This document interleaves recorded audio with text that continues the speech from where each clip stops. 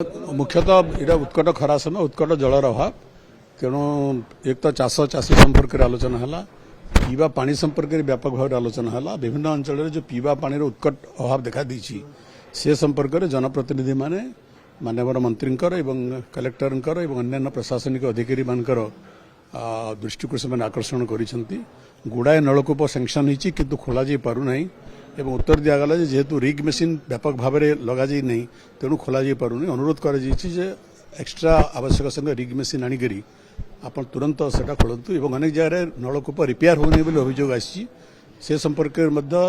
सरकार कहले पर्याप्त पांठी दिखाई तल श्रेणी अधिकारी कहते आम पाखे पांठी ना तो कौटी गैप रहीगला आम जापना सत्य कारण गत थर जहाँ रेजुल्यूशन होता से 90% रेजुल्यूशन इम्प्लीमेंट होना एथर मध्य केवल आलोचना पर्यालोचना हो रिजोल्यूशन होची आरथर मीटिंग बेलू लोक असंतोष प्रकाश कर जनप्रतिनिधि माने ठीक भाव में इम्प्लीमेंटेशन हो नहीं बोली से कथा भी आज मान्यवर सभ्य मान उठे प्रशासन भूल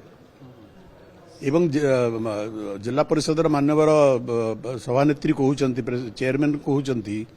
जे से मीटिंग पे प्रस्ताव दौरान कि 4 थर मीटिंग पोस्टपोन कर दिया प्रशासन तरफ बोलिकी तेणु प्रति 3 मास थे मीटिंग हेले